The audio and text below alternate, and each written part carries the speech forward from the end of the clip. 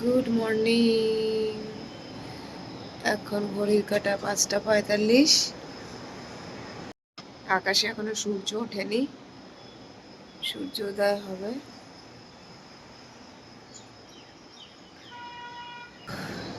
সমুদ্রকে এখন টাটা বলার পালা।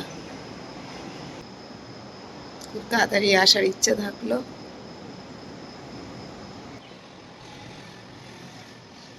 এখন মোটামুটি 8:45 বাজে, আর আমরা এখন জার্নি শুরু করলাম কলকাতার জন্য। 10-15 মিনিট লেট হয়েছে, বেশিক্ষণ না। আদারওয়াইজ সকালবেলা তোমাদের বললামই, উঠে আর ভিডিও করার সময় পাইনি। উঠে স্নান ফান করে ঝটপট করে সব গুছিয়ে রেডি হয়ে গেছি। আর এখন ওই 40 কি 41 হয়েছে, 7টা, ঠিকঠাকই আছে টাইম। আমরা বেরিয়েও গেছি। আর এই যে আজকে ওদের যে উৎসব দেখতে পাচ্ছ, ইসকনের যে উৎসব, এই যে উৎসবে সব আজকে ওদের আজকে পদযাত্রা আছে। সেই পদযাত্রার জন্য ওখানে প্রস্তুতি চলছে। আজকে পুরীতে খুব ভিড় হবে, যানজটও হবে, মানে এই চত্বরটুকুতে। দেখলাম টিকন সবাই স্নান টান করে আমরা উঠে গেছি।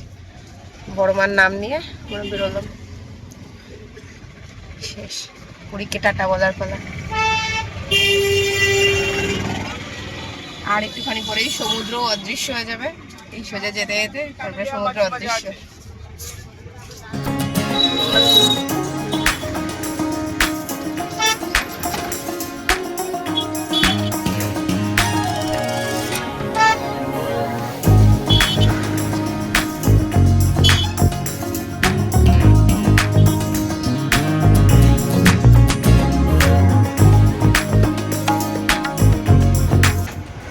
রিক্সাটা বাবন যেরকম ড্রাইভ করে এসেছিল, আবার বাবন ড্রাইভ করে যাচ্ছে, বসে আছে।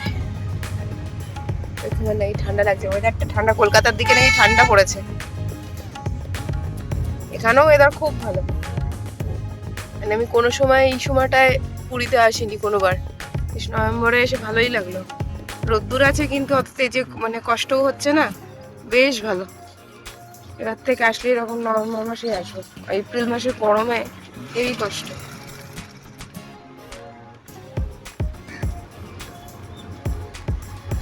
ব্যাগটা কোথায়?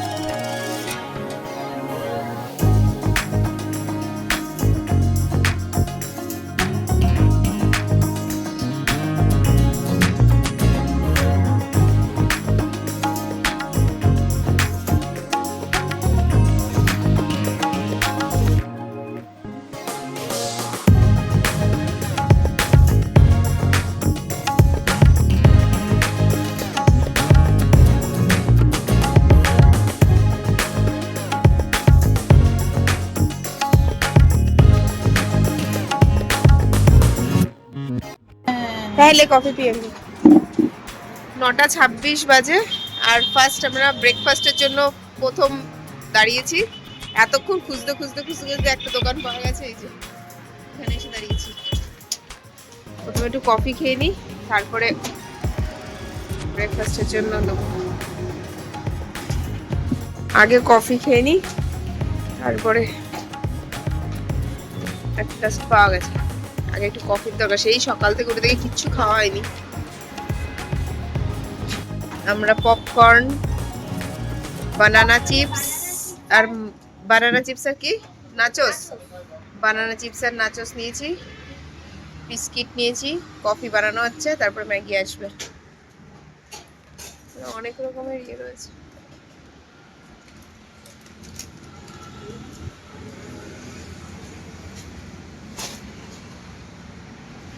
ভালো দোকানটা বেশ। কফি ওইটা খুব ভালো আছে। ম্যাগি ম্যাগি, সানডে মানেই ম্যাগি। বাবাই থালার মধ্যে যে প্লেটে খাচ্ছ প্লেটের মধ্যে নাও, বাইরে ফেলে ওয়েস্ট করো না। সানডে মানে ম্যাগি, আমরা বাড়িতেও খাই, চরম গরম।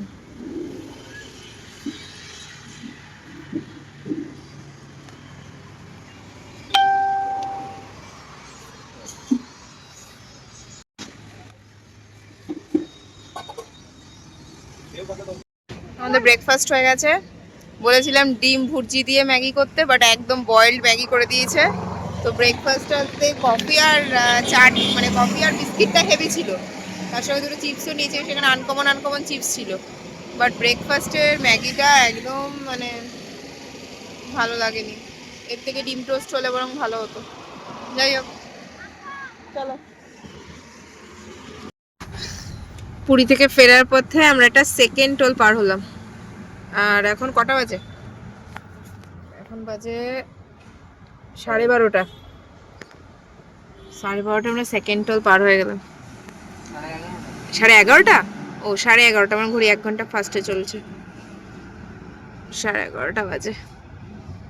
আর আমাদের এখন কত মাইলেজ দিচ্ছে? এখন দিচ্ছে 25.2 মাইলেজ দিচ্ছে উইদাউট এসি। এসি লাগছেও না, ওয়েদার ভালো, খুব ভালো ওয়েদার। পাহাড় দেখা যাচ্ছে ওইদিকে। আসার সময় দেখেছিলি না, এখানে গাড়ি দাঁড়িয়ে আছে, দেখা যাচ্ছে না তোরা? ওই যে দূরে দেখা যাচ্ছে।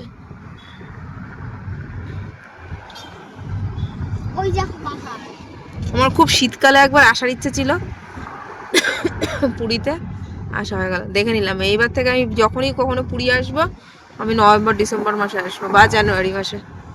গরমে আমি আর আসবোই না। খুব ভালো ওয়েদার এই সময়টায়। শীতকাল তো ঘোরার জায়গা।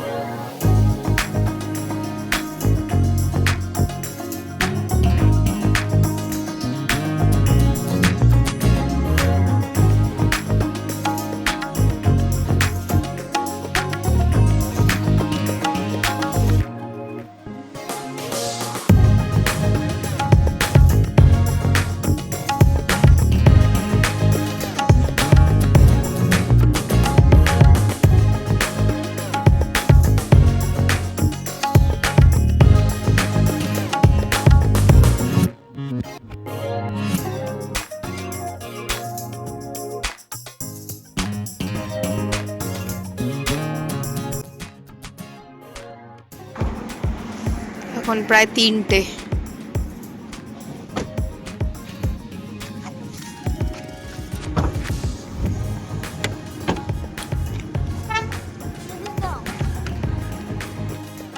আমরা বাপুজি ধাবায় এসেছি। ধাবা না, বাপুজি হোটেল, বাপুজি প্লাজা।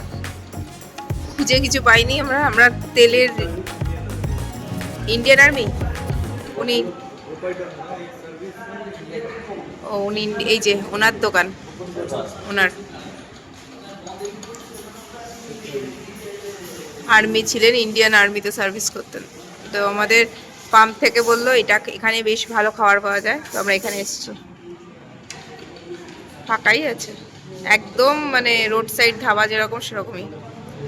এখানে লাঞ্চ করলাম, যে জায়গাটায় লাঞ্চ করলাম ওটা আমি গুগল ম্যাপে সেভাবে খুঁজে পাচ্ছিলাম না, কিন্তু তোমাদের তো বললাম যে আমি পাম্পের থেকে খোঁজ পেলাম, ওনারাই আমাদের সাজেস্ট করলেন যে এখানে লাঞ্চ করা যাবে, এবং এখানকার ওরা যারা লোকাল এখানে সবাই লাঞ্চ করে দুপুরবেলা, যেটা প্রপার লাঞ্চ সেটা। তো এটা হচ্ছে বালাসোর হাইওয়ে, জিও যে পেট্রোল পাম্প তার থেকে 1 কিলোমিটারের মধ্যে। মানে এটা যদি পুরী থেকে কলকাতার দিকে যাওয়া হয় তবে, পুরী থেকে কলকাতার দিকে যেতে প্রথমে পড়বে হচ্ছে বালাসোর হাইওয়ের উপরে যে জিও পেট্রোল পাম্প, তার 1 কিলোমিটারের মধ্যেই এটা। তো যদি এদিক থেকে কেউ যায় অবশ্যই এখানে একবার ট্রাই করতে পারো, বেশ ভালো খাবার দাবার, মানে এখানকার লোকাল খাবার দাবার হিসেবে খুব ভালো এবং সাফিসিয়েন্ট। এরপর আর আমি কোনো ভিডিও কন্টিনিউ করিনি। আমাদের পুরীর পর্বের ভিডিও আমি এই পর্যন্তই করেছি। আসলে যাওয়ার সময় যা যা দেখেছিলাম, আসার সময়ও তাই আর নতুন করে সেই ভিডিওটা করিনি। আমাদের এই হঠাৎ করে প্ল্যান করা পুরী যাত্রার ছোট্ট একটা গল্প তোমাদের সামনে তুলে ধরলাম। এটা হলো অন্তিম পর্ব। আর প্রথম পর্বতেই তোমাদের বলেছিলাম আমাদের বাঙালিদের কাছে পুরী কখনোই পুরনো হওয়ার নয়। আবারও আসবো এই সমুদ্র দর্শনের লোভে এবং প্রভুর দর্শনে, এই আশা নিয়ে আমরা পুরীকে বিদায় জানালাম এবং যাত্রা করলাম কলকাতার দিকে। আমাদের এই পুরী যাত্রার ছোট্ট গল্পটা এখানেই হলো সমাপ্ত। আশা করি তোমাদের ভালো লেগেছে। অবশ্যই প্রথম থেকে শেষ পর্যন্ত তোমরা দেখো, তোমাদের আশা করি ভালো লাগবে। আর পুরী আবারও বললাম কখনোই পুরনো হওয়ার নয়। আমরা প্রত্যেকে পুরীকে ভালোবাসি, আবারও আসবো ফিরে, এই আশা নিয়েই এখানে ভিডিওটা শেষ করলাম। তোমরা সবাই ভালো থেকো, সুস্থ থেকো এবং হাসতে থাকো। দেখা হবে নতুন কোনো ভিডিওতে, নতুন জায়গায়, নতুনভাবে। ততদিন পর্যন্ত অবশ্যই তোমরা সবাই ভালো থেকো। চলো টাটা।